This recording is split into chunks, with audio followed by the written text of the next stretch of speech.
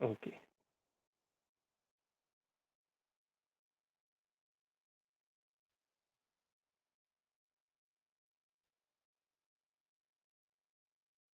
तो कल तो ये क्वेश्चन हो गया था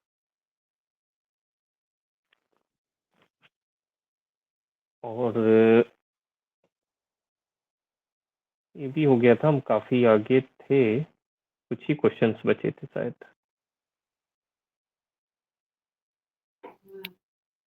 सर 143 के आगे कराना था। ओके 143 के आगे। हाँ ये हुआ था लास्ट टाइम, वही पेनॉप्टिसिज्म ये बचा था। ये कुछ ही क्वेश्चंस बचे हैं इस मॉक टेस्ट में, उसके बाद सेकंड मॉक टेस्ट स्टार्ट करते हैं।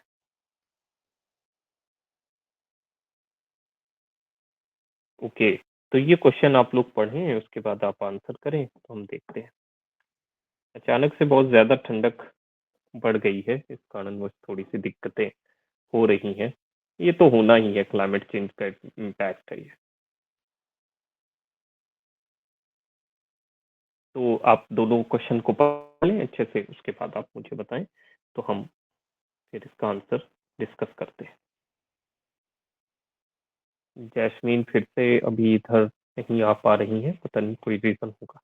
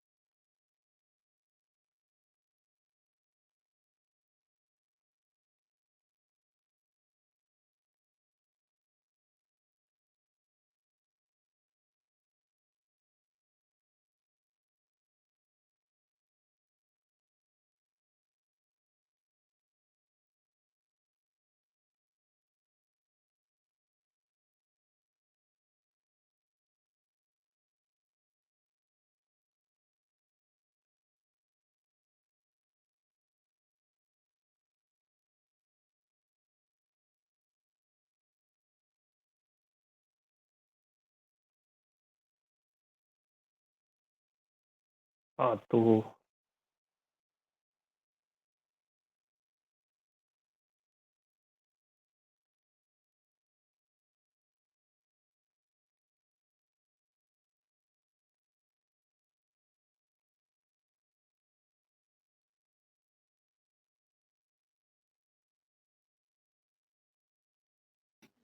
सर क्या लग रहा ऑप्शन है? लग रहा है।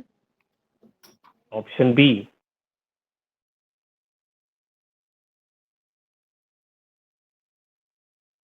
ओके और सारिका आपको क्या लग रहा है? सर हिंदी दिखाइएगा एक बार। काफी अच्छा क्वेश्चन है, थोड़ा अलग टाइप से बनाया है इसको।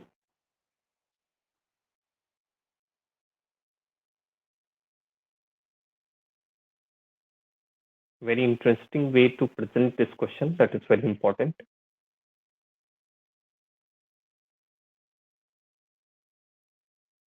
ठंडक की एक सबसे बड़ी प्रॉब्लम है, ये समय को बहुत कम कर देती है, बिकॉज ऑफ मतलब वो तो समय मतलब अभी 25 तारीख के बाद से तो बढ़ेगा थोड़ा, बट वही चीज है कि ठंडक की वजह से वो कम हो जाता है, क्योंकि ठंडक में काफी सारे काम रुक जाते हैं। सबसे ज्यादा सर पढ़ाई कर। हाँ बी बी लग लग रहा रहा है। है। ओके बी ही लग रहा है। तो केवल एक संप्रदाय, ठीक है, सही है, बिल्कुल सही आंसर है। ठीक है, कल्ट नहीं होगा। तो कल्ट क्यों नहीं होगा? सर कल्ट में वो एकदम डिफरेंट ग्रुप बना लेते हैं, हम्म इस वजह से कल्ट नहीं हुआ। और चर्च तो एक मेन स्ट्रीम हो गया, हाँ और ठीक है। डिनोमिनेशन याद नहीं आ रहा क्या होता है।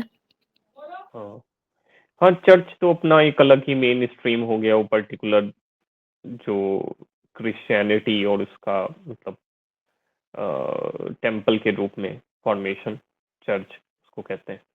एंड डिनोमिनेशन, आइए देखते हैं चारों जो है वर्ड्स को, what is the meaning behind that. First one, that is sect. The group fits the definition of a sect. It has broken away from a main stream religion. Main stream religion से broken away होता है, पहली चीज तो ये। एक stricter belief होता है, एक मतलब कि बहुत ही स्ट्रिक्ट रूप में विश्वास होता है इनका। And operate separately, separate operate करते हैं, दो it shares many core belief with original religion. Original religion के साथ बहुत सारे कोर बिलीफ शेयर करने के बावजूद वो लोग सेपरेटली ऑपरेट करते हैं। स्ट्रिक्टर बिलीफ होता है इनका, एक मतलब बहुत ही स्ट्रिक्ट बिलीफ होता है।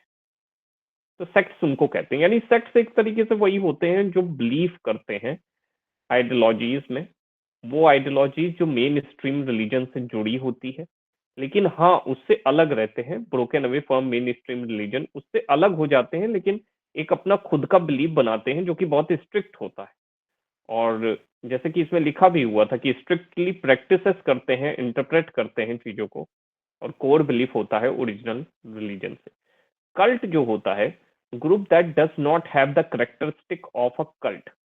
ये ग्रुप के अंदर वो करेक्टरिस्टिक कल्ट की नहीं है, such as being newly formed with a radical belief. एक नया फॉर्म होना, मतलब एक नया, एक तरीके से आप कह लें कि new way of religion form होना, तरीका इस्तेमाल करना।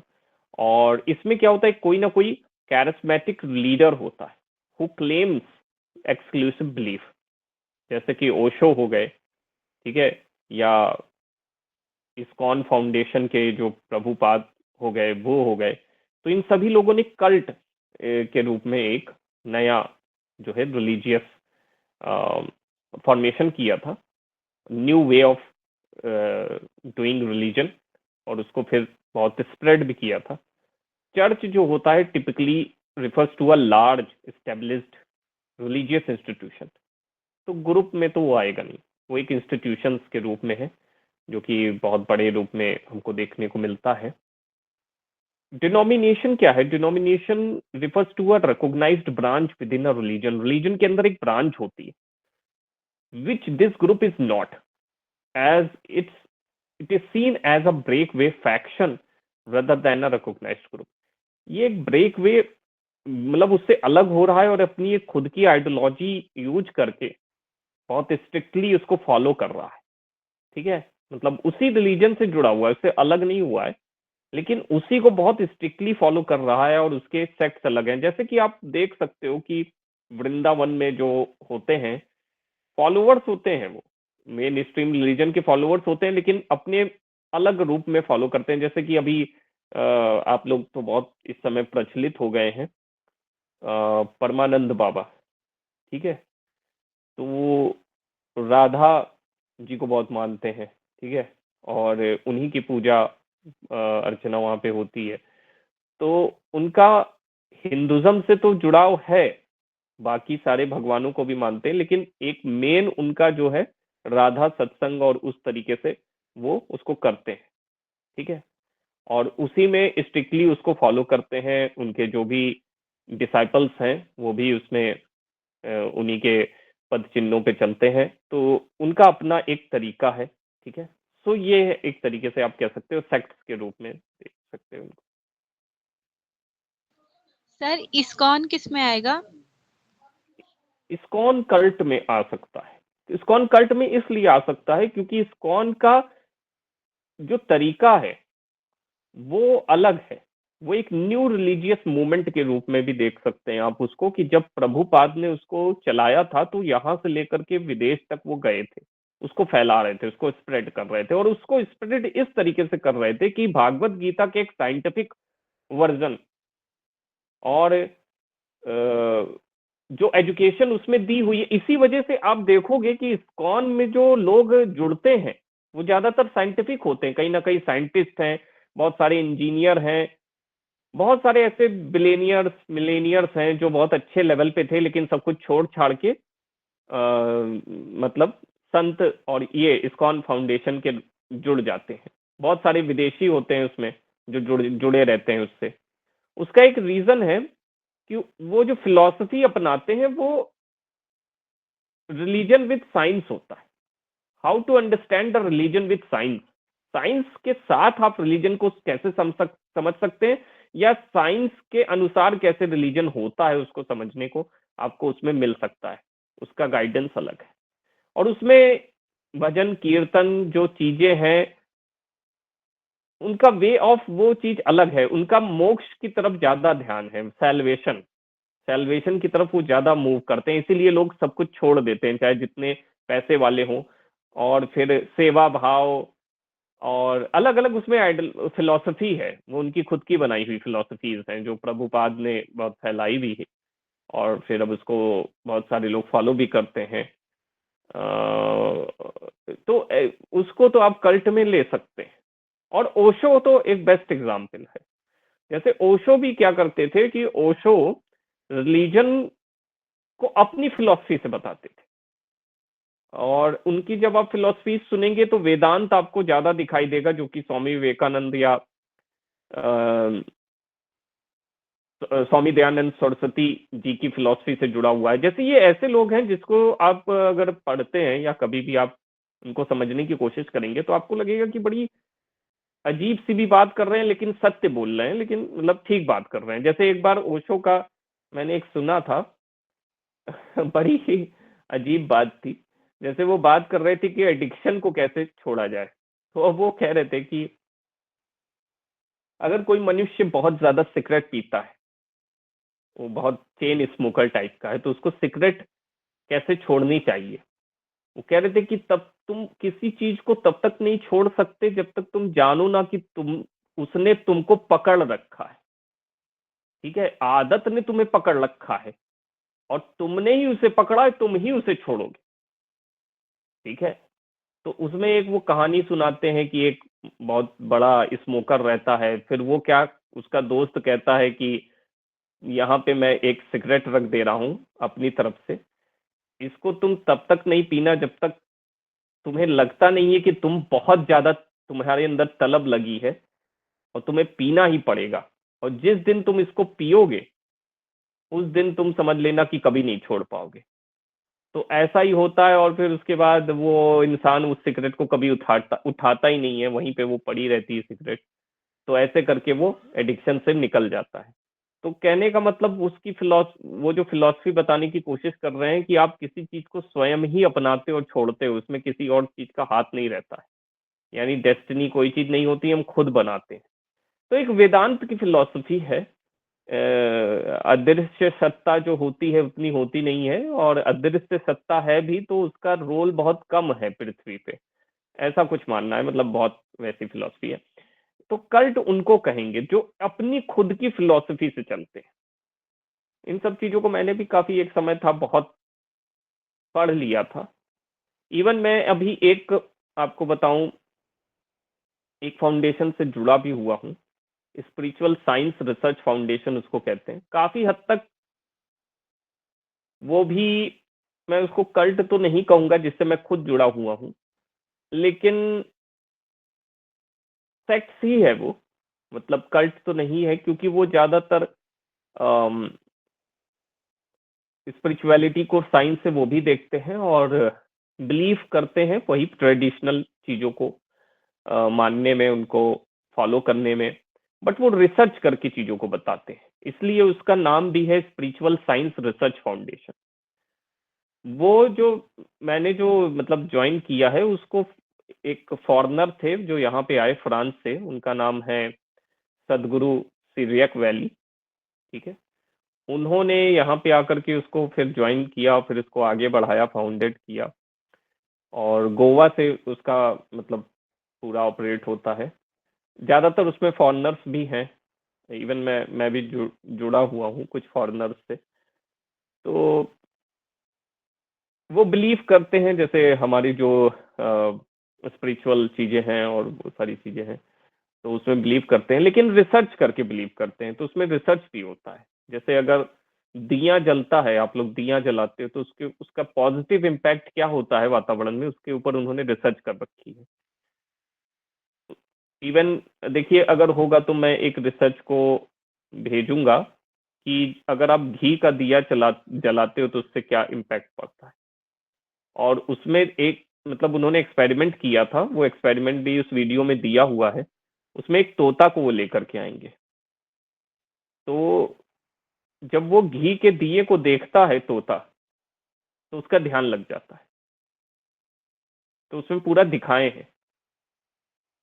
ठीक है, खैर अभी तो मैं उधर ज्यादा चला गया।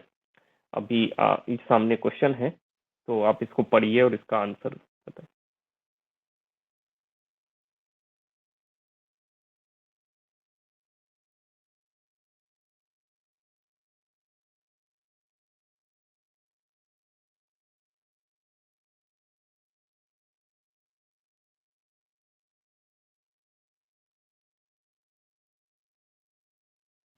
सर हिंदी भी दिखाइएगा इसका। ओके ओके,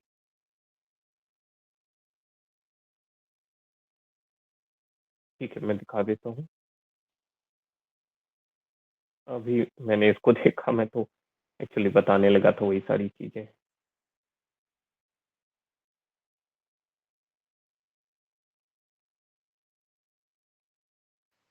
सी होगा सर इसका। ओके, यस तान्या, आपको भी सही लग रहा है? ऑप्शन सी होगा। ओके,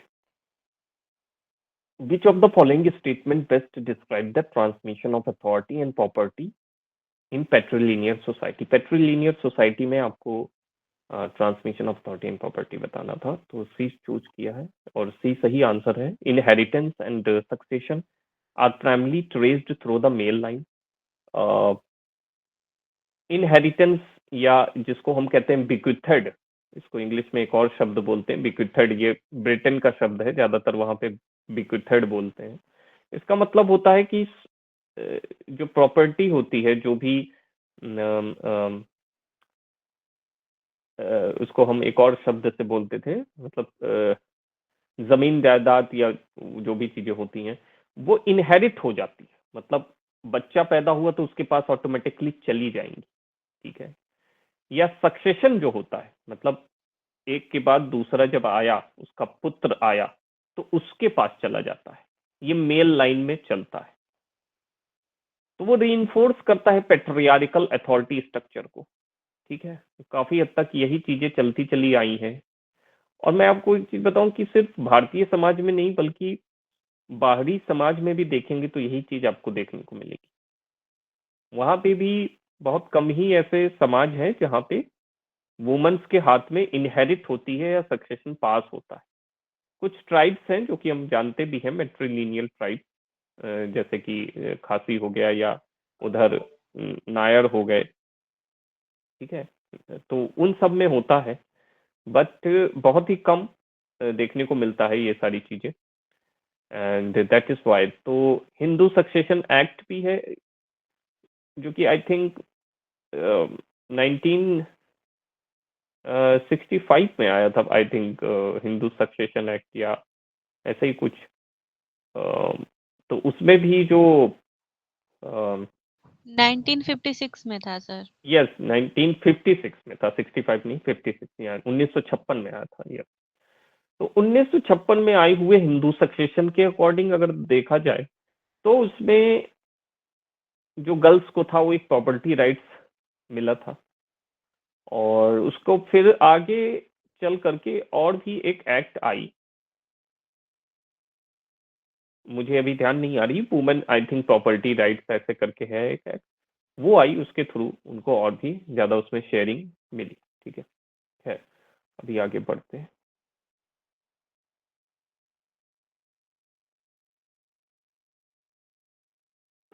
दो स्टेटमेंट है और गांधी जी से जुड़े हुए हैं, तो आप पढ़ लें फिर उसका आंसर करें।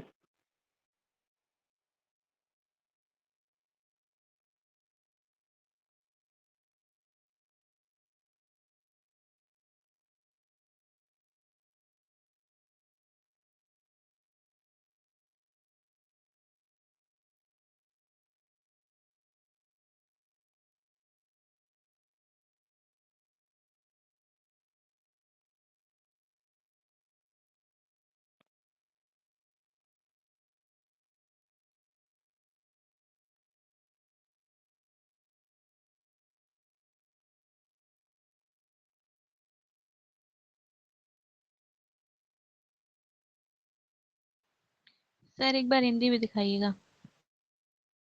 हम्म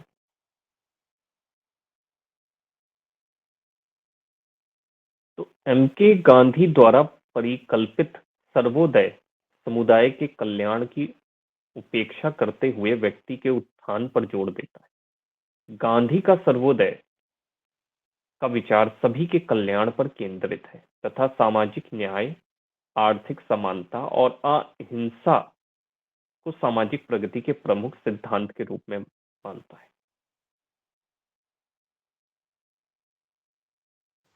सर फर्स्ट रॉन्ग लग रहा है और मतलब सेकंड स्टेटमेंट ट्रू लग रहा है, तो C. Okay and Tanya. Sir C होना चाहिए।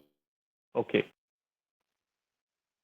सी लग रहा है और सी ही सही है क्योंकि पहले वाले में दिया ही हुआ है कि emphasise the upliftment of individual while neglecting the welfare of the community. ऐसा तो होगा नहीं कि निगलेक्ट कर दिया जाए उसमें कम्युनिटी को, क्योंकि नीचे दिया ही हुआ है कि सर्वोदया is the welfare for all. ठीक है, वेलफेयर जब सभी के लिए, इसमें दया भाव, social justice, economic equality, non violence की बात करी जा रही है, तो इसमें कोई अछूत या कोई भी मतलब अछूता नहीं है। ठीक है, सबके लिए बात कर रहे हैं वो सर्वोदया में, फोकसिंग होल सोसाइटी। ठीक है, ओके सर्टन रीजन है।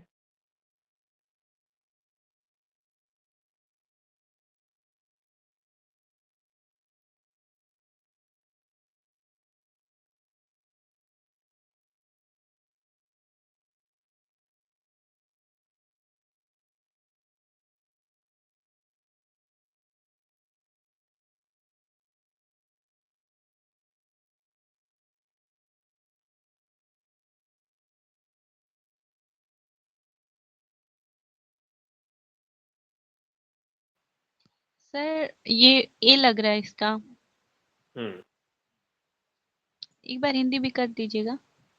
ओके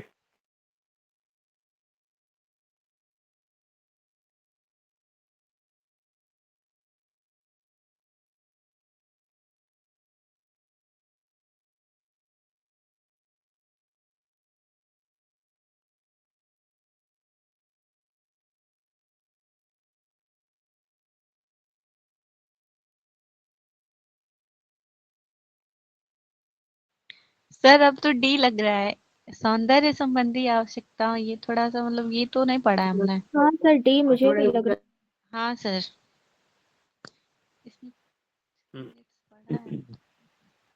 आइए देखते हैं। तो डी को लगाते हैं, डी ही सही है। ठीक है, aesthetic need of individual in society. ठीक है, तो कभी कभी ऐसा होता है कि हम चीजों को उतना नहीं समझ पाते हैं। हिंदी हमारे लिए ऑप्शन रहता है खुला, चाहे ऑफलाइन दें चाहे ऑनलाइन दें, दोनों में। तो आप उसको कर लिया करिए।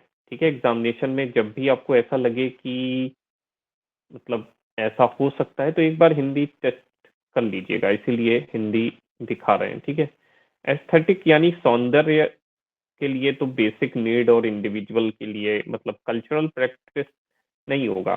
मेलमेस्की functional approach emphasizes that culture exist to meet basic human needs biological, जैसे कि फूड, शेल्टर, और derived from law, education, religion. R is true. He argued that institution exist to satisfy these needs in an organized manner. वो कहते हैं कि institution बनाए ही इसलिए गए हैं ताकि बायोलॉजिकल और साइकोलॉजिकल नीड जो है फुलफिल कर सके। लेकिन एस्थेटिक नीड जो है मतलब सौंदर्य वाली जो चीज है, मतलब अच्छे से दिखना, ये प्राइमरी नहीं नीड हो सकती, मतलब बेसिक नीड तो नहीं हो सकती। Cultural element were not seen as for beauty, for the function and survival. Function और सर्वाइवल के लिए, ब्यूटी के लिए कल्चरल नीड नहीं। ठीक है, तो ये regarding ethnographic research, which of the following statement best reflect it's methodological foundation.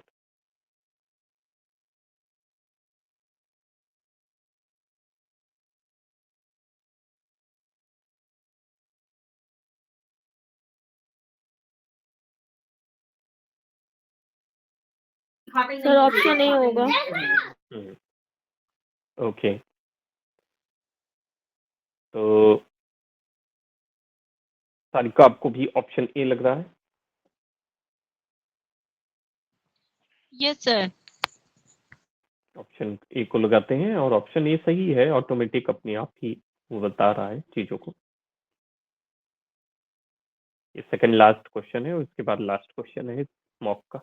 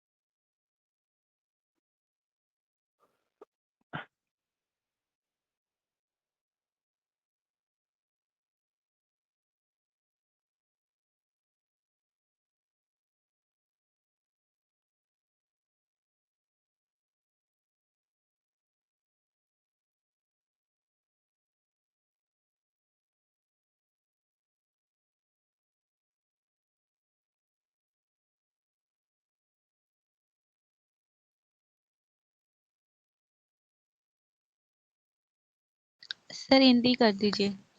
Hmm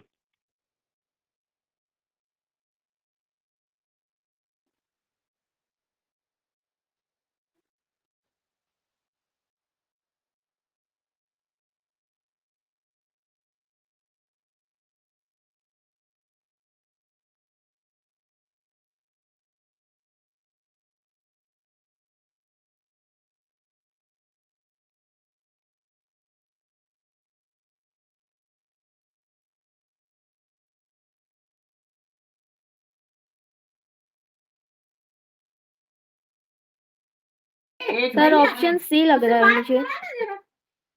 okay,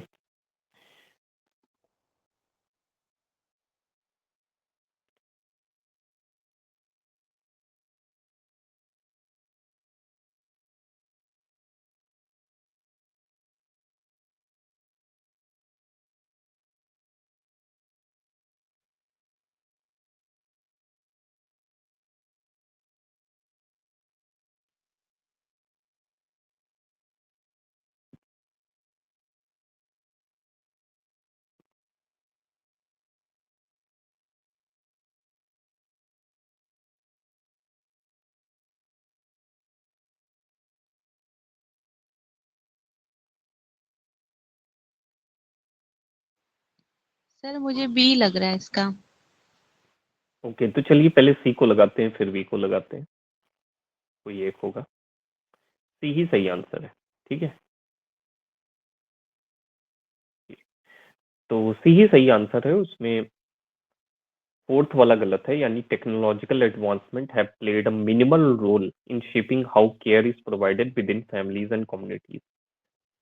बहुत ही मिनिमल रोल होता है टेक्नोलॉजिकल एडवांसमेंट का शेप करने में how care is provided within families and communities. ये गलत है। टेक्नोलॉजिकल जो एडवांसमेंट हुई है उससे एक तो हेल्थ केयर और जो कम्युनिकेशन चीजें हैं वो बदली हैं काफी हद तक, और एक इम्पैक्ट किया है, मतलब केयर में जो केयर होती है उसको बदला है टेक्नोलॉजी ने। अब टेक्नोलॉजिकल वर्ल्ड में आप देख सकते हो कि केयर से रिलेटेड बहुत सारे सोर्सेस हैं।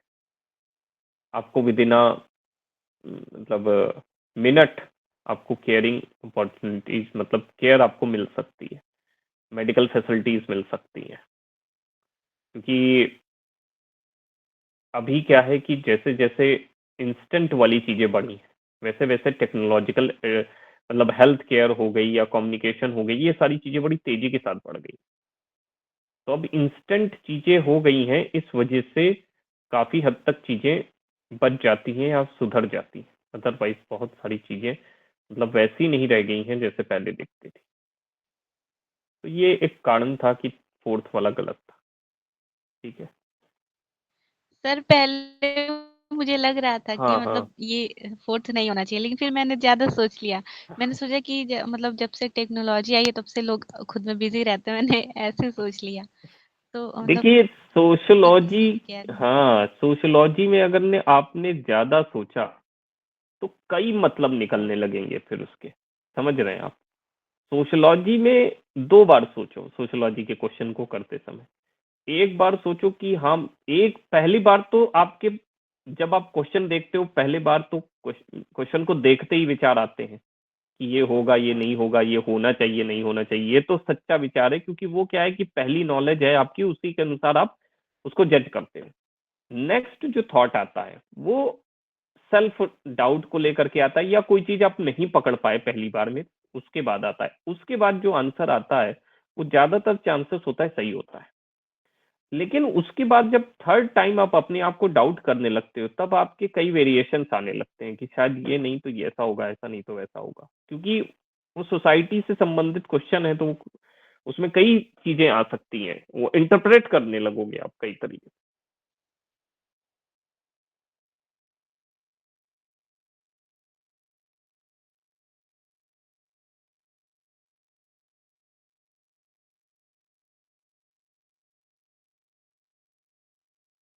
अच्छा, इसको क्रोनोलॉजी से लगाना है।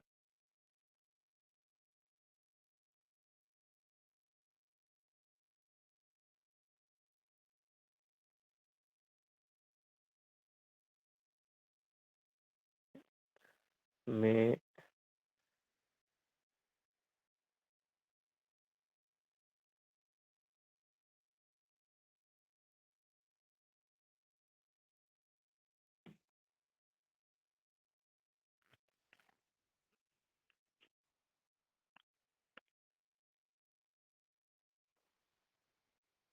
सर ऑप्शन बी लग रहा है।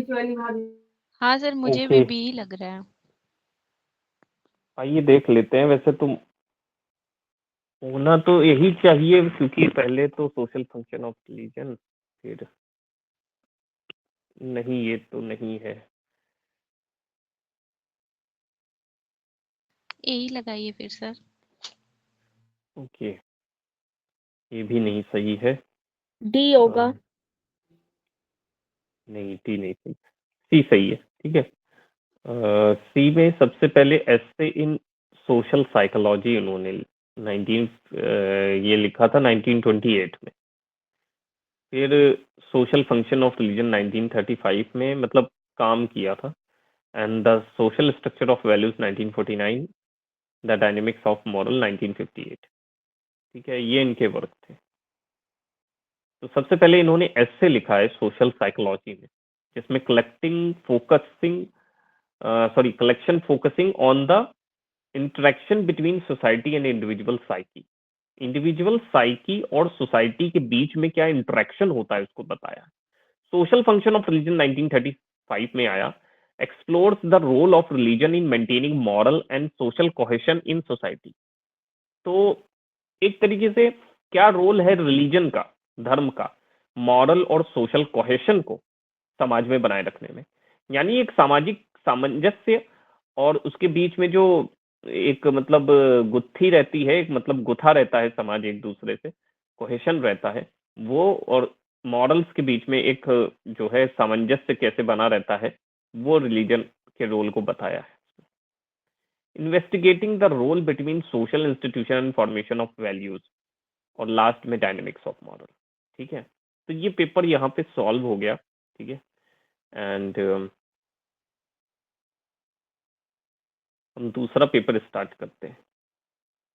ठीक है, ये एक तरीके से हमने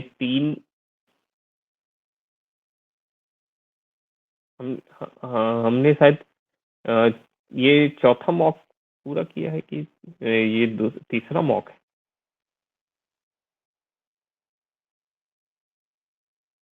आई थिंक शायद सर ये तीसरा ही है।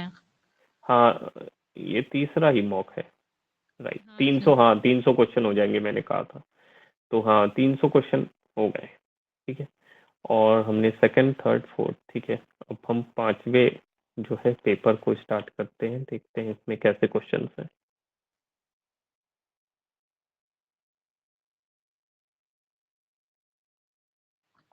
सर वो रीडिंग कॉम्प्रिहेंशन भेज दीजिएगा।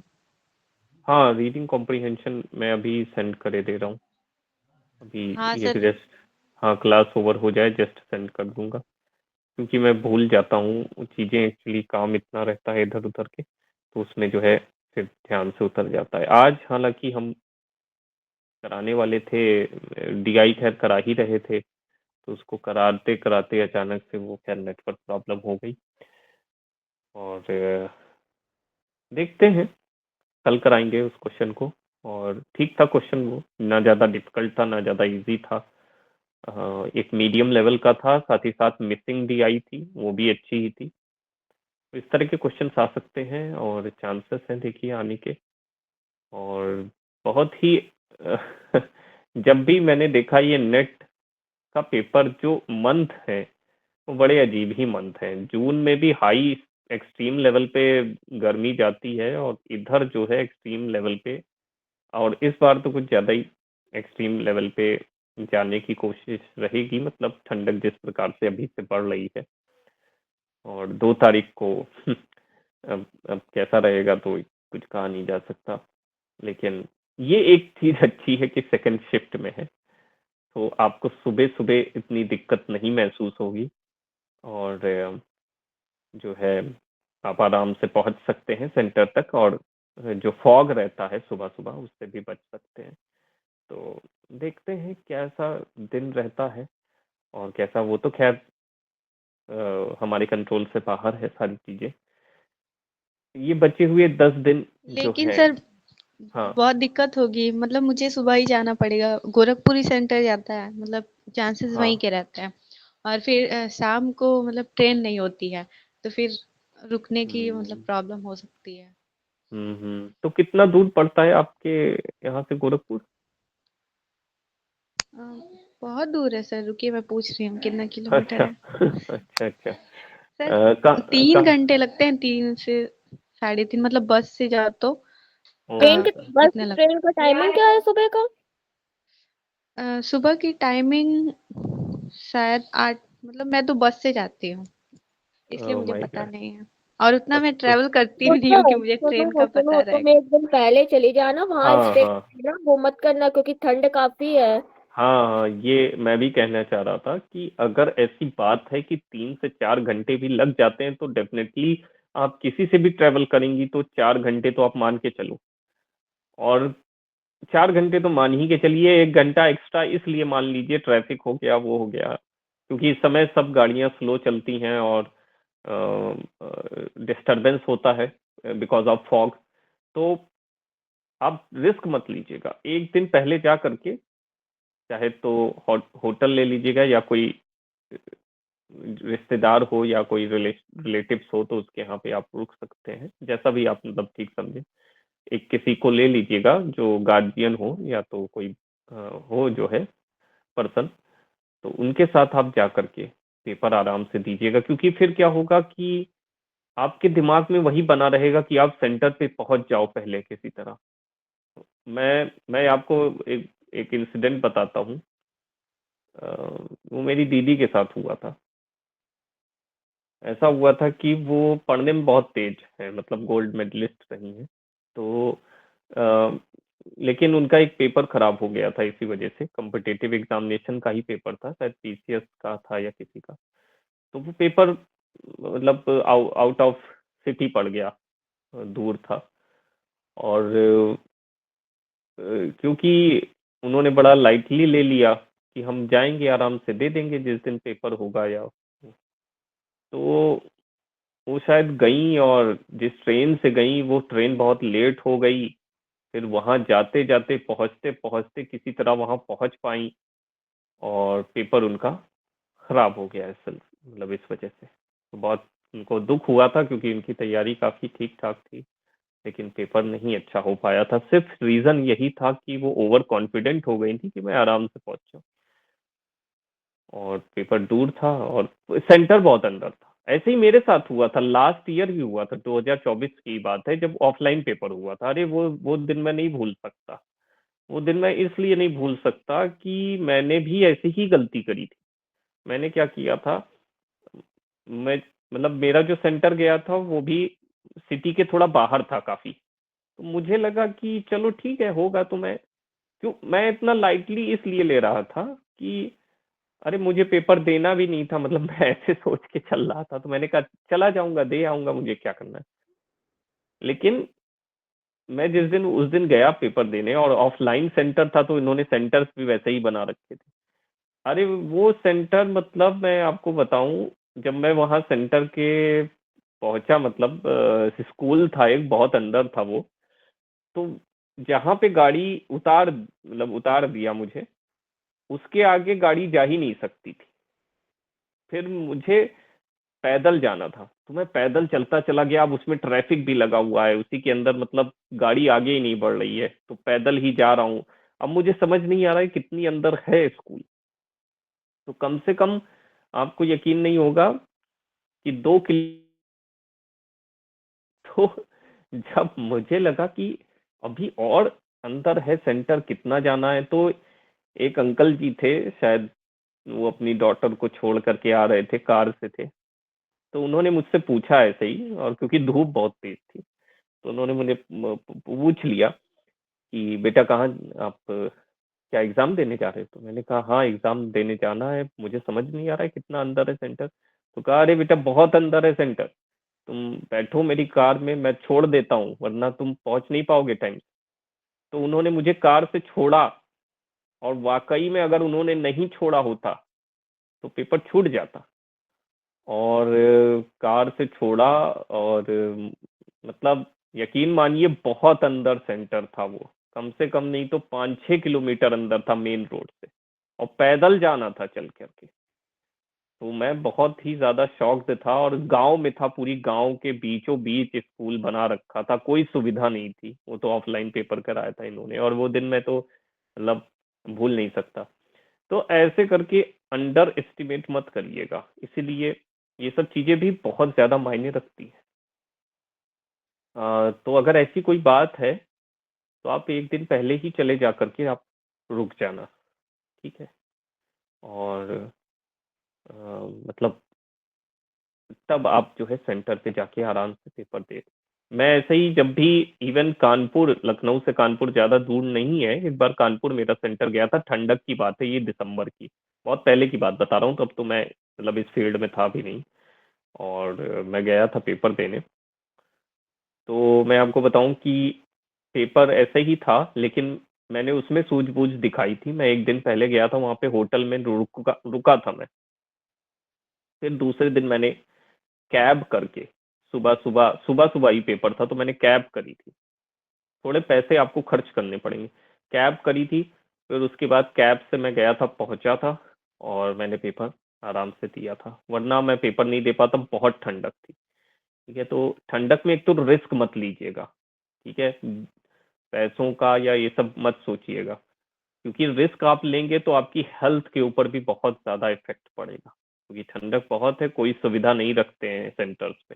ठंडक में ही पेपर दिलाते हैं और कोई सुविधा नहीं होती। अरे मैंने ऐसी ऐसी ठंडक में पेपर दिया है या मतलब ऐसी वर्स्ट कंडीशंस में एग्जामिनेशन दिया है कि मैं आपको बता नहीं सकता। कोई सुविधाएं बच्चों के लिए नहीं होती इवन पानी तक नहीं होता है कई कई सेंटर्स पे। वर्स्ट कंडीशंस होती हैं। बच्चे चिल्लाते भी हैं लेकिन कुछ उसका इम्पैक्ट नहीं पड़ता है। आप सोचिए कितने पैसे लेते हैं लोग एग्जामिनेशन कराने की कितना महंगा फॉर्म है बार बार नहीं भरा जा सकता। सुविधाएं क्यों नहीं देते हैं? मतलब सुविधा भी देनी चाहिए, लेकिन अब खैर इसके ऊपर क्या कहें, वो तो रिस्क मत लीजिएगा, ठीक है। यस सारिका, आई थिंक आपने सुना होगा। Yes sir. हाँ ठीक है, और ये सब चीजें बहुत मायने रखती हैं। आपको बताऊं, रवि के बारे में मैं आपको बता देता हूँ, वो इसको लेकर के बहुत ही प्रीकॉशियस रहते थे। रवि सेंटर पे 1 घंटे पहले पहुंच जाते हैं जब भी उनका पेपर होता है, मतलब जब भी हुआ है वो 1 घंटे पहले पहुंच जाते थे पेपर जहां भी होता था उनका, और आराम से वहां पे पूरा मतलब रहते थे, फिर उसके बाद पेपर देते थे और फिर आते थे। मतलब तो वो उनका ये रहता था कि वो सुबह सुबह ही निकल जाते थे, भले ही पेपर वैसे ही उनका भी दूर पड़ता था, लेकिन हालांकि वो 1 घंटा पहले पहुंच जाते थे। तो रिस्क नहीं लेना चाहिए पेपर्स में, ठीक है। चलिए, आप देने वाली हैं और जैस्मीन, बाकी पीडी भी देने वाली हैं। पीडी खैर अपने होम टाउन में ही है, तो कोई इनकी दिक्कत तो है नहीं, हो सकता है वही सेंटर हो, ठीक है।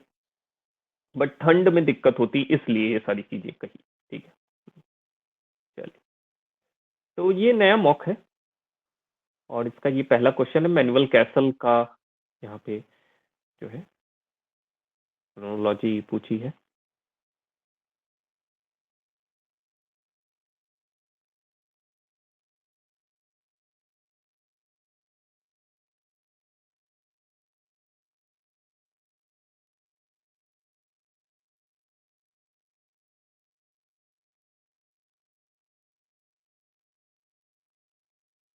यस,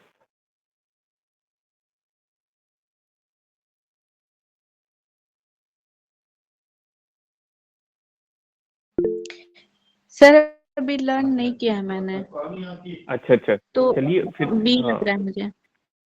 अच्छा अच्छा, यस तान्या मैसेज कर रही हैं। ओके, डी लग रहा है तान्या को। ओके, तो डी तान्या को लगा था, आपको बी लगा था। ओके, तो बी को मैं पहले लगाता हूँ। बी ही सही है, ठीक है। तो बी राइज ऑफ नेटवर्क सोसाइटी 1996 में आई। फर्स्ट वॉल्यूम है कैसल का, जिसमें इन्होंने इंफॉर्मेशन एज ट्रायोलॉजी से संबंधित वो सारी बातें लिखी थी, ठीक है।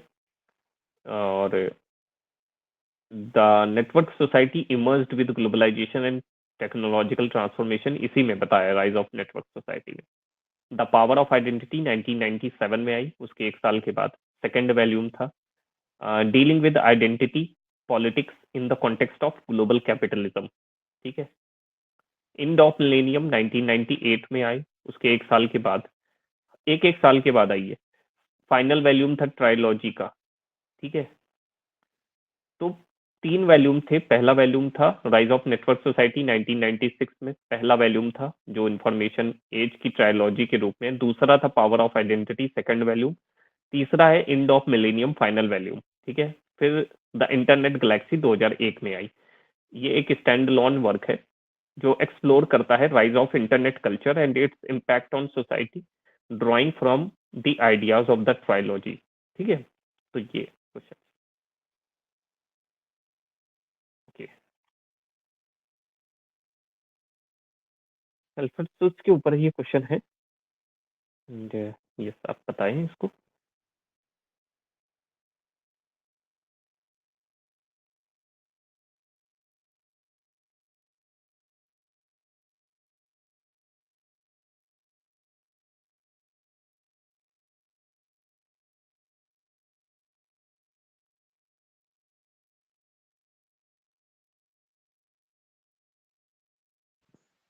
सर फर्स्ट फॉल्स लग रहा है और सेकंड ट्रू लग रहा है, लेकिन हिंदी दिखा दीजिएगा एक बार। ओके, मैं हिंदी दिखा देता हूँ। इस क्वेश्चन को मैंने चैनल पे भी डाला था,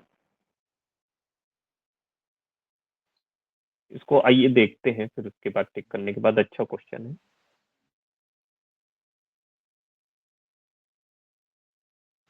सर डी लगा दीजिए। के टी लगा देते हैं। एंड तान्या, आपको क्या लग यस, तान्या आपको क्या लग रहा है? Option D. Okay okay, option D ही लग रहा है।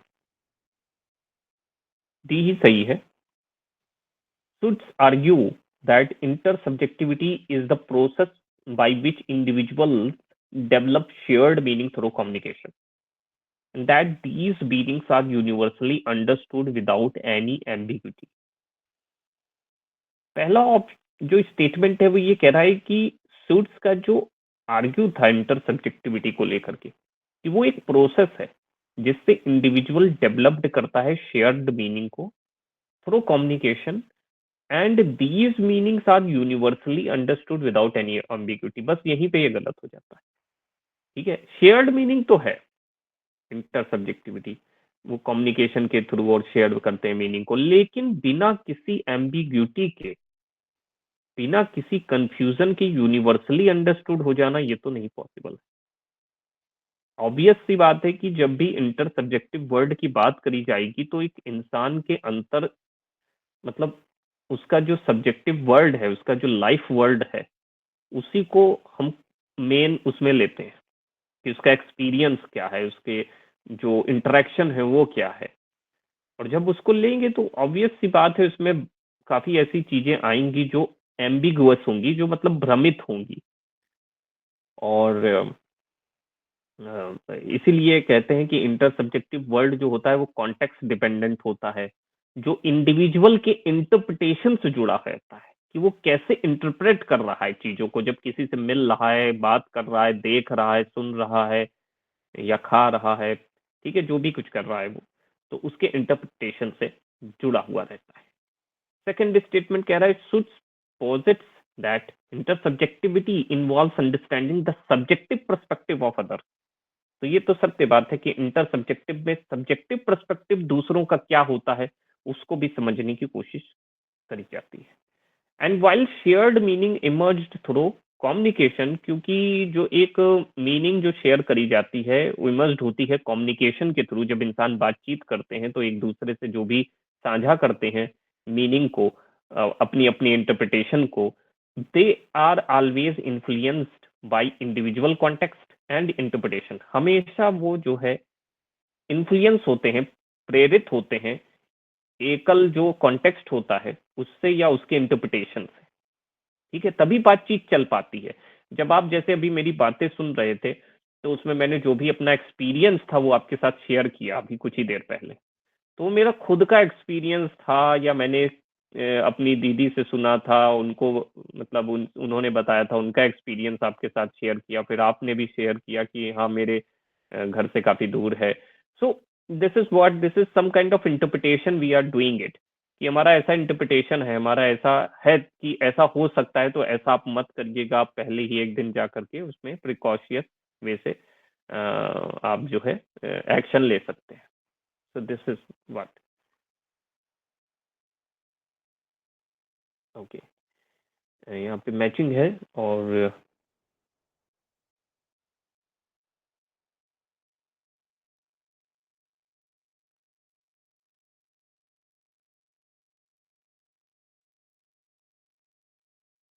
ऑप्शन सी होगा सर। ये कौन सा ऑप्शन बताया आपने? सी सी। ओके सी। हाँ हाँ सर, सी होगा। हाँ, ठीक है, हम सी को लगाते हैं। Yes right. ठीक है, अल्बर्ट कोहन की है डिलिक्वेंट सब कल्चरल थ्योरी। ठीक है, डिफरेंशियल एसोसिएशन थ्योरी है ई सदरलैंड की। वर्ड सिस्टम थ्योरी हमको पता है कि ये एमिनल वेलरस्टीन की थ्योरी है। And theory of power and authority हमको पता है मैक्स वेबर की थ्योरी है। ठीक है,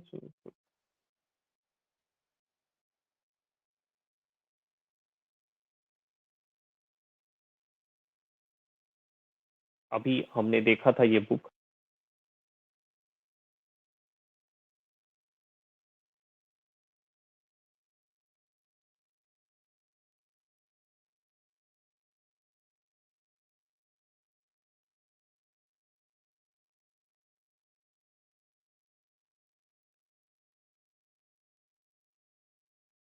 यस, तो तान्या का ऑप्शन ए है। हाँ सर, ए ही होगा। यस, तो ऑप्शन ए ही है क्योंकि अभी हमने मैनुअल कैसल की वैसे भी बुक देखी ही थी, पावर ऑफ आइडेंटिटी। ठीक है,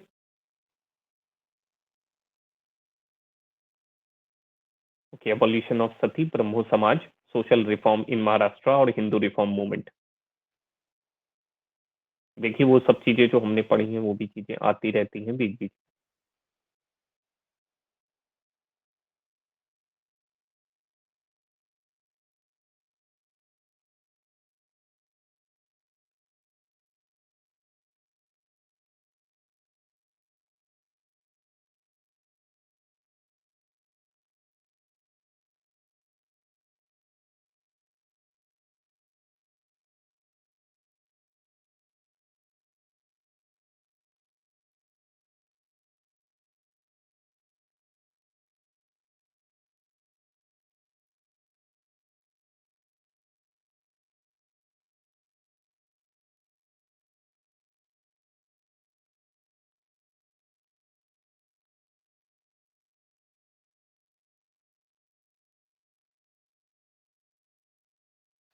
सर सी होगा।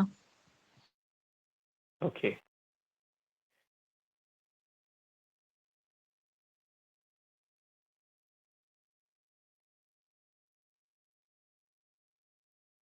तो सी बताया है सारिका ने, और तान्या ने ए और बी में से एक बताया, तो सी लगाते हैं, बट सी नहीं है। बी होना चाहिए जहाँ तक। ओके,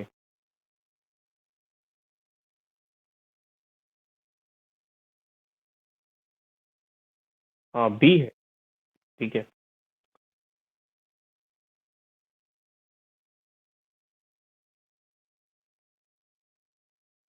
बी है, ठीक है,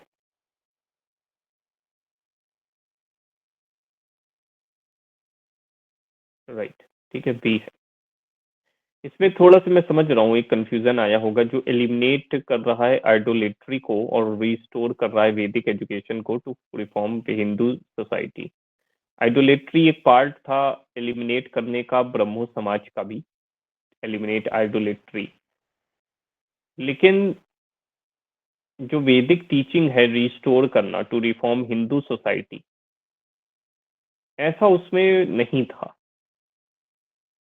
ठीक है, हिंदू हाँ सोसाइटी को हाँ सर, रिस्टोर। वो हाँ लास्ट तक पढ़ा नहीं ना, हिंदू हाँ सोसाइटी हाँ पढ़ा रहता तो फिर वो हाँ मैं हाँ करती उसको, लेकिन हिंदू सोसाइटी नहीं पढ़ा मैंने। यही हाँ मेरी हाँ, गलती है।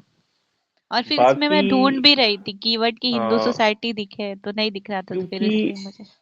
हमारे जो ब्रह्मो समाज की जितनी भी टीचिंग्स थे, जैसे ब्रह्मो समाज की स्थापना 1866 में केशव चंद्र सेन जी ने करी थी। ठीक है, पहले तो ये ब्रह्मो सभा जो 1828 में राजा राम मोहन रॉय और देवेंद्र नाथ टैगोर ने मिल करके किया था, उसमें opposed idolatry, proposing monotheism, opposing abolition of sati, मतलब sorry, promoting abolition of sati, और चाइल्ड मैरिज को रिस्ट्रिक्ट करना, बहुत सारी चीजें उसमें थी।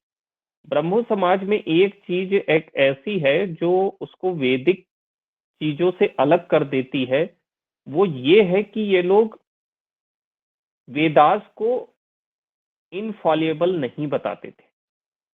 ठीक है, वो कहते थे ये इनफॉलेबल यानी कि इसमें त्रुटि है, इसमें कुछ ना कुछ एरर्स है वेदास में।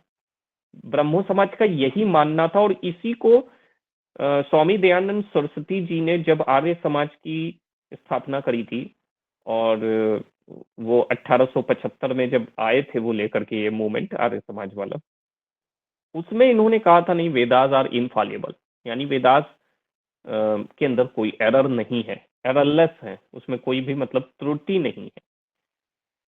तो उससे भी एक चीज थोड़ा से हमेशा याद रखिएगा कि ब्रह्मो समाज जो है वेदास को पूर्ण रूप से सत्य नहीं मानता है, उसके अंदर कुछ ना कुछ गलतियां बताता है।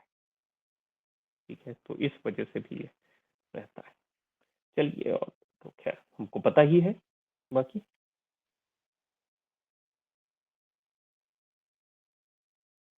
Okay, assertion reason है according to Talcott Parson, the nuclear family in industrial societies perform essential function for maintaining social stability. Because Parson argued that the nuclear family is best suited to fulfill the function of primary socialization of children and stabilization of adult personality.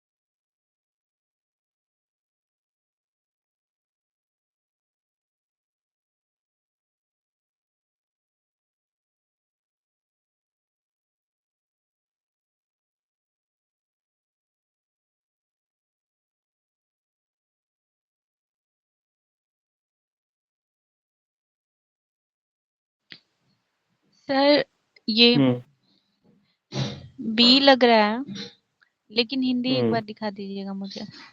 Okay, दिखा देता हूँ।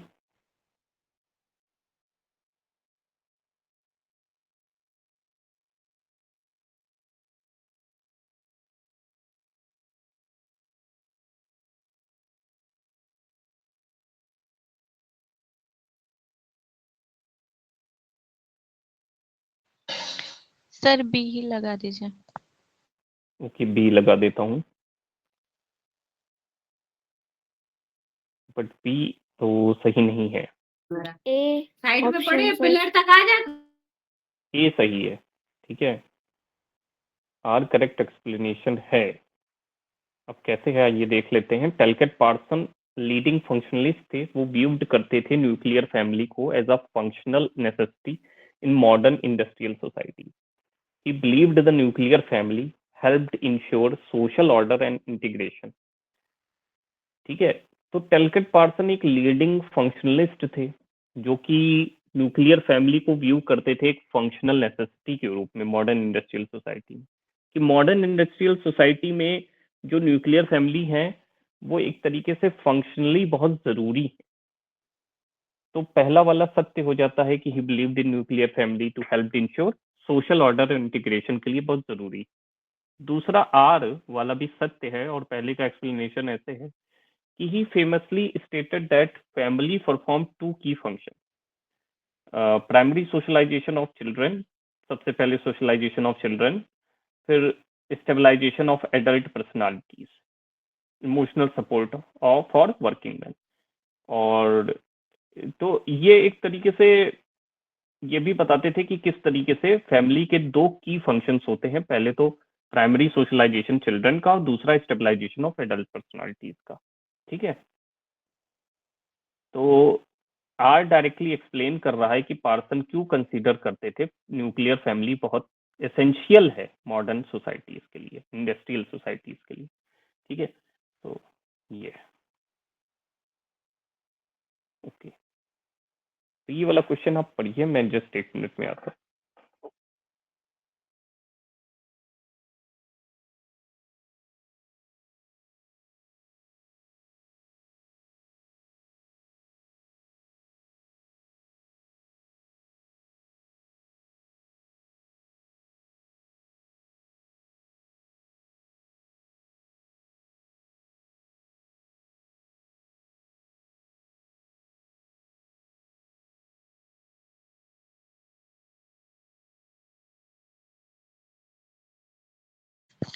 इसका तो B होगा ना Tanya, B ही मुझे भी होगा। यार बी ही लग रहा है, फर्स्ट थर्ड और फिफ्थ। हाँ, फोर्थ को तो वैसे भी एलिमिनेट करेंगे, और फिर उनका पॉइंट ऑफ व्यू तो सब्जेक्टिव था, हाँ तो इसलिए तो बी भी नहीं होगा। हाँ, इसी वजह से मुझे भी वही लग रहा है, ऑप्शन बी। हम्म। जैस्मिन क्यों नहीं ज्वाइन कर रही है?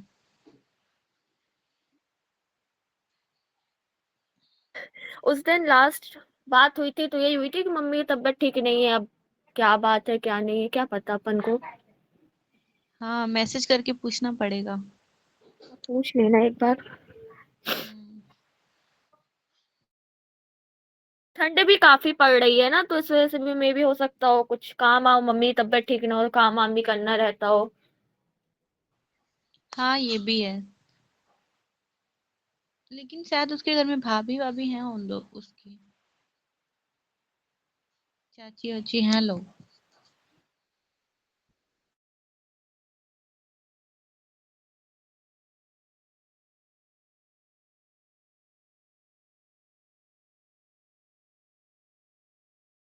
तुमने सेंटर कौन कौन से चूज किए थे वहां नेट के एग्जाम के लिए? हम लोग की साइड मतलब अगर पास में देखे तो गोरखपुर ही है, और फिर उसके बाद से मैंने वो कौन सा वो बलिया चूज किया, ये दूर पड़ता है हम लोग के यहाँ से। और फिर एक लखनऊ, नहीं बनारस चूज किया था, और एक लखनऊ, हाँ एक और चूज करना था लखनऊ।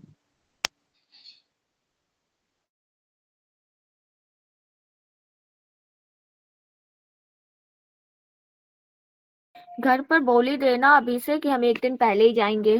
एक दिन हम स्टे करेंगे रात में और दूसरे दिन पेपर देके फिर हम वापस आएंगे।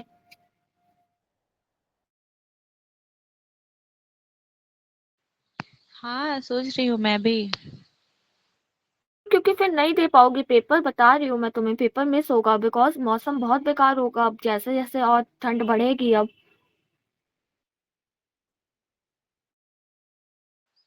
हाँ ये बात तो है, देखते हैं तो शाम को निकल जाएंगे फिर। भाई एक दिन पहले शाम को ही निकल जाओ रात आराम से रुको और दिन में होटल में रहो फिर अपना पेपर के टाइम पे 11-12 बजे के बाद खा पी के मस्त फिर पेपर देने के लिए निकल जाओ सेंटर अपना। हाँ वहाँ पे मौसी रहती है एक, मेरी मतलब बड़ी मम्मी की बहन है। अच्छा अच्छा हाँ फिर तो कोई टेंशन ही नहीं है। हाँ उनके यहाँ ही सोच रहे हैं जाएंगे।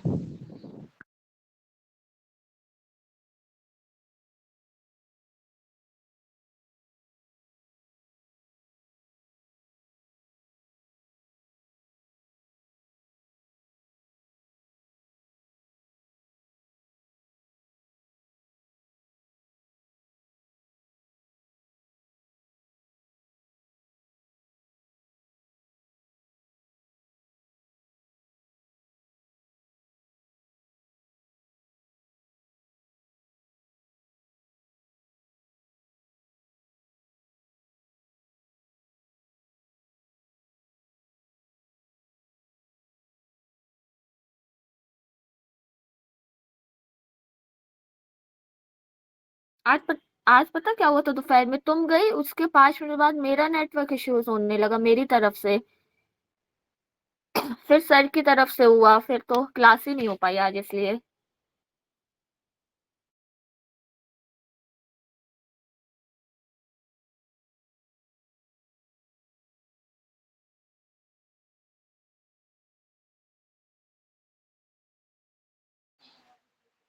क्या तान्या? जी मैं बता रही थी कि आज दोपहर में क्या हुआ पहले तुम लेफ्ट हुई फिर उसके बाद मेरी तरफ से नेटवर्क इश्यूज हुआ तो फिर मैं लेफ्ट हुई और सर की तरफ से भी तभी प्रॉब्लम आ गई तो फिर क्लास ही नहीं हो पाई दोपहर वाली।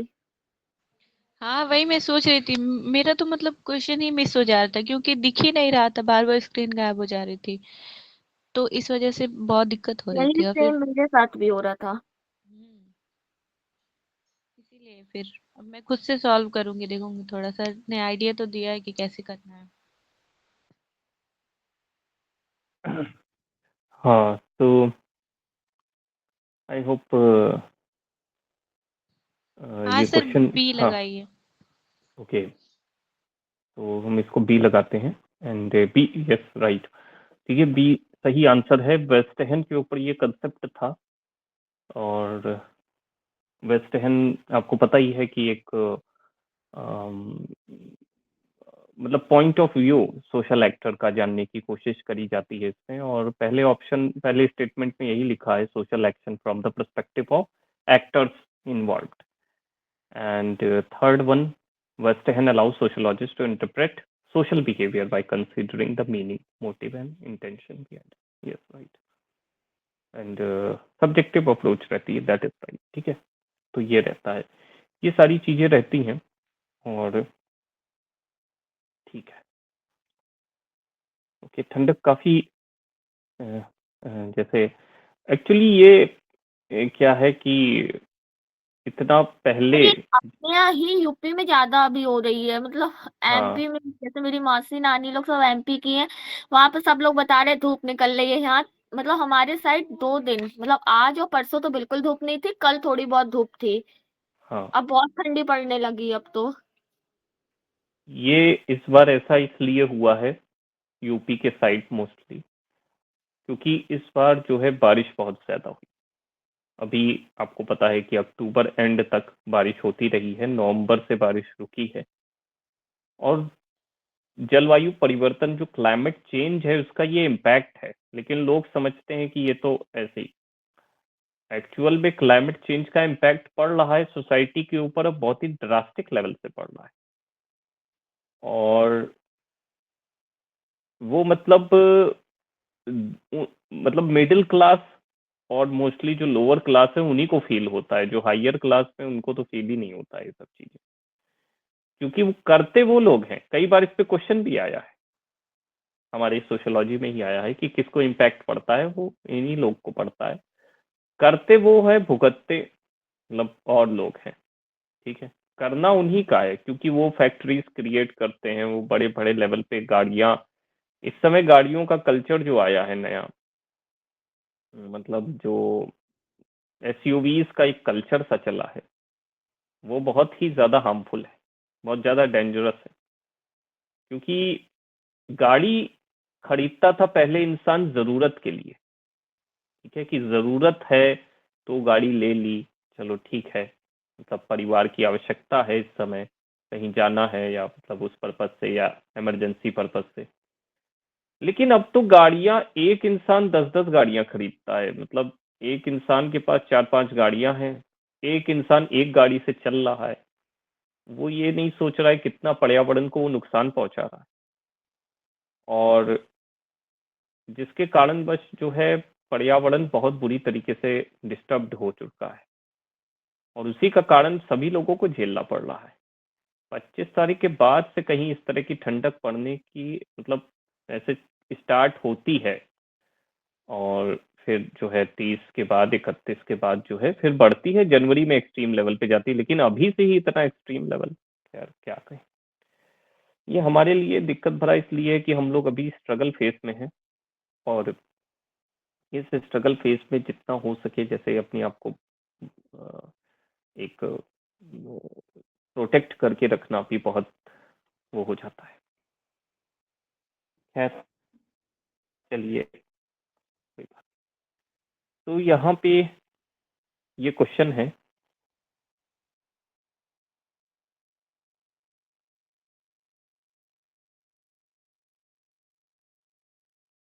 इसको आप देखिए और फिर आंसर करिए।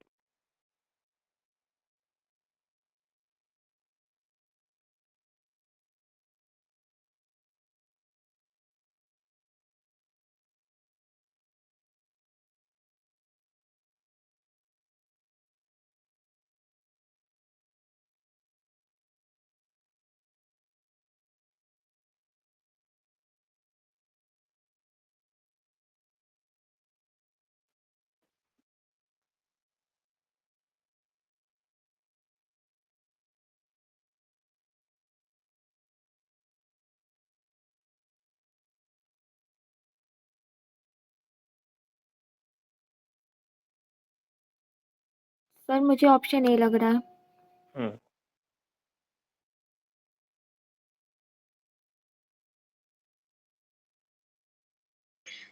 हाँ सर, मुझे भी यही लग रहा है। ओके, तो हम लगाते हैं ऑप्शन ए को। लारा के ऊपर ये क्वेश्चन है, मतलब लारा जो एक लड़की है, टीनेजर है। ए सही नहीं है। बी लगाइए सर। बी सही आंसर है। ठीक है, the generalised other and role taking. जब इस क्वेश्चन को मैंने भी पहली बार देखा था तो मैंने भी ए ही चूज किया था। क्योंकि हम जानते हैं कि जीएच मीट के कंसेप्ट हैं आई एंड मी और जनरलाइज्ड अदर। रोल टेकिंग पे इतना ध्यान मेरा भी नहीं गया था। रोल टेकिंग इसने आंसर क्यों चूज किया है उसके पीछे का रीजन हम आपको बताते हैं। देखिए, लारा जो एक टीनेजर है, और पहले तो हम 1 मिनट उसको पूरा पढ़ते हैं। लारा एक टीनेजर है जो बिहेव करना शुरू करती है थॉटफुल तरीके से जब वो अपने पीयर्स के साथ, मतलब अपने फ्रेंड्स के साथ जो है, और after learning the effect of her action, कि वो कैसे एक्शन ले रही है उनके बीच में और उसका इम्पैक्ट क्या पड़ रहा है, उसका रिफ्लेक्शन क्या पड़ रहा है, वो चीज जब देखना स्टार्ट करती, she starts considering how others might perceive her, imagining their reaction to her behavior. As she internalizes these reactions, Lara adjusts her action to align with what is socially expected of her. जैसे मनुष्य क्या करता है, obvious सी बात है कि जब आप पब्लिक में रिएक्ट करते हैं तो उसका रिएक्शन जो है देते हैं लोग कि आपने ऐसे परफॉर्म किया, तो आपके दिमाग में वो चलता रहता है। फिर क्या है कि आप मोल्ड करते हो, अपने आप को चेंज करते हो जब वापस दोबारा उसी लोगों से मिलते हो या उसी तरह के जैसे इंटरेक्शन में जाते हो, तो आप अपने आप को चेंज करके देखने की कोशिश करते हो कि मैं उनकी तरीके से बिहेव करूं। ठीक है, ऐसा मोस्टली इंटरव्यू में भी देखा जाता है।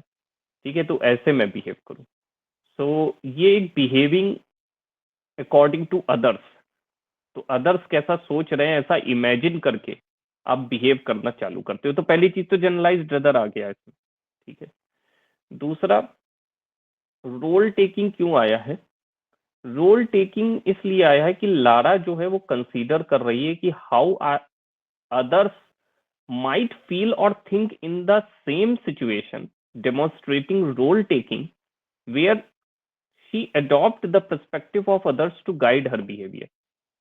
ये थोड़ी सी मतलब फिलोसफिकल और मतलब प्रैक्टिकल बात भी है। जैसे लारा जो है जब मिलती है, ठीक है, और अदर्स को लेकर के सोचती है, तो वो फील करती है और थिंक करती है उसी सिचुएशन में, इन द सेम सिचुएशन में अगर वो ऐसे बिहेव करती तो कैसे होता।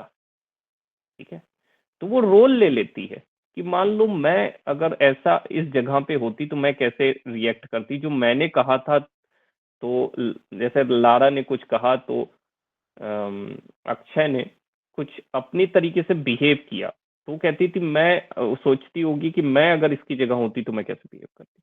सो this is the way of role taking. तो इस वजह से यहाँ पे ये रोल टेकिंग सही है। आई और मी जो फोकस करता है वो स्पॉन्टेनियस और सोशलाइज्ड एस्पेक्ट ऑफ सेल्फ पे फोकस करता है। ठीक है, वो सेल्फ को लेकर के ज्यादा बात करता है। लेकिन यहाँ पे बात हो रही है कि दूसरा क्या सोच रहा है। ठीक है, but the case study emphasizes that Lara's understanding of societal expectation best explained by role taking and the generalized others. Okay, तो वो रोल को ले रही है अपने ऊपर और उस तरीके से वो देख रही है आपको। ठीक है, दैट इज वाई। ठीक है, ओके, तो आज यही मतलब इस तक रखते हैं और बाकी चीजें हम कल करेंगे। ठीक है, और तो जाने से पहले ओके,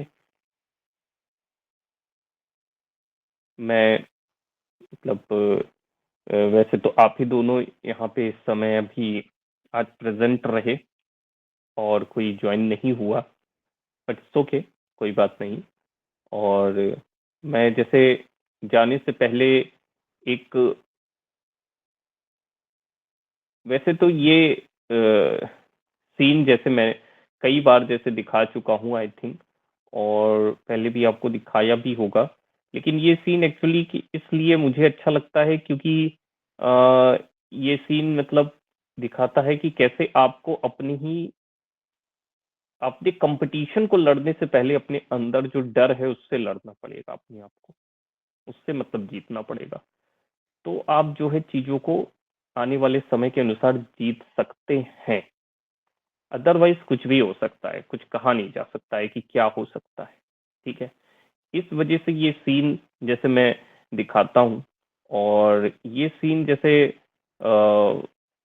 ठीक है सीन, मतलब ऐसा कोई वो नहीं है, मोटिवेशनल सीन है और थोड़ा अच्छा लगता है, ठीक है, तो इस वजह से मैं दिखाता हूँ। एक मिनट।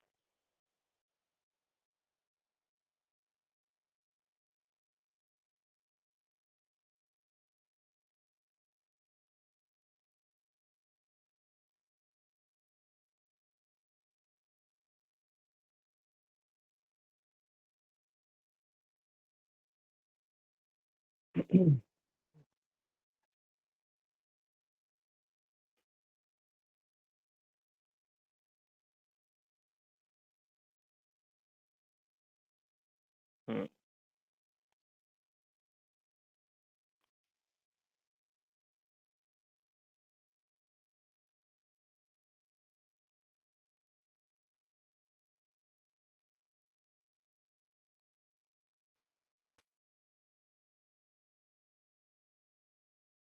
तो आप मुझे बताइएगा आवाज आवाज आ रही है कि नहीं, ठीक है।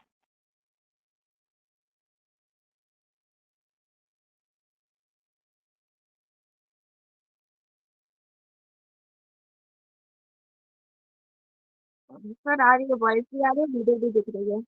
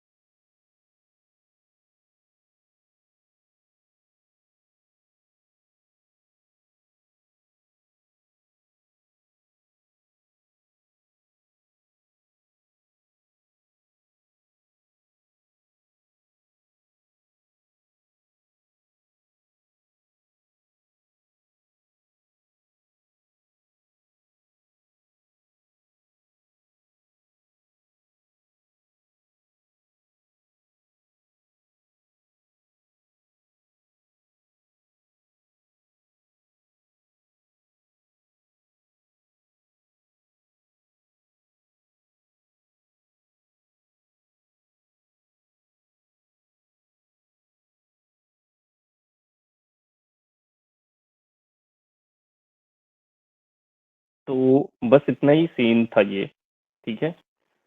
और आई होप आपने सुना होगा, देखा होगा, ढंग से दिखा, आपको सुनाई दिया। Yes sir. ये सीन क्यों है, क्यों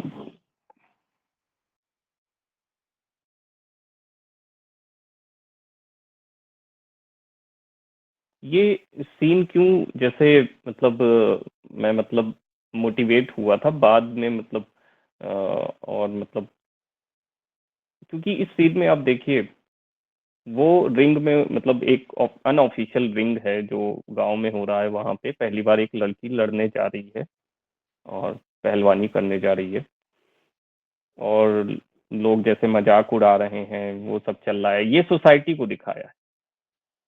फिर उसमें देखिए, पहले से ही वो रेफरी जो है वो कहता है कि चुन लो किससे हारना है तुम्हें, मतलब पहले से ही डिमोटिवेट करा जा रहा है कि आप तो हारे ही रखे हो, आप जीतने वाले नहीं हो, क्योंकि आप बिलोंग नहीं करते हो यहाँ पे, ठीक है। फिर एक आदमी आमिर खान से कहता है कि जो है आप रोक लीजिए उसको, अदरवाइज सिंगल पीस में वापस ना जाएगी, है ना। तो कहता है दंगल लड़ने से पहले डर से लड़ना पड़ता है, मेरी छोड़ी, डर से तो जीत गई, दंगल भी जीत ही लेगी।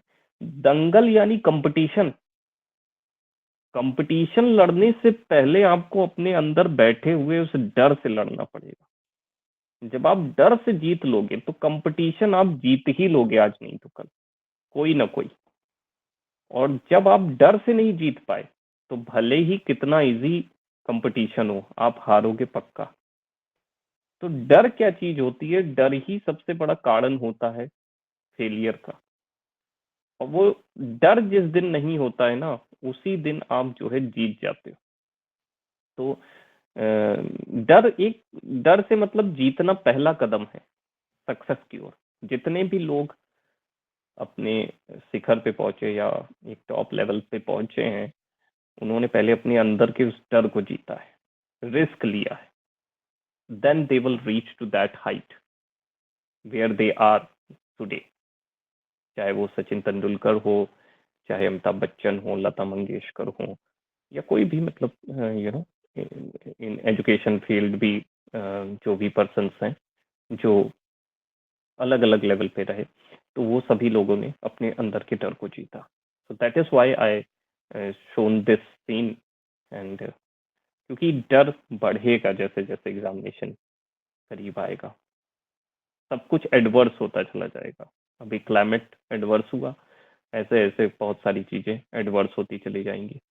तो इसके बीच में भी अपने अंदर के उस जो संयम को बरकरार रखना और अपने अंदर चल रहे उन गतिविधियों को समझना एवं उनको जो है समझ बूझ के साथ आगे बढ़ना, ये सबसे महत्वपूर्ण है। ठीक है, थैंक यू वेरी मच। आप आते हैं यहाँ पे, अपना समय देते हैं, एंड जो है कल हम मिलते हैं। कल DI का क्वेश्चन भी वो करेंगे जो बचा हुआ था, एंड बचे हुए जो क्वेश्चन हैं उसको भी करेंगे। Thank you.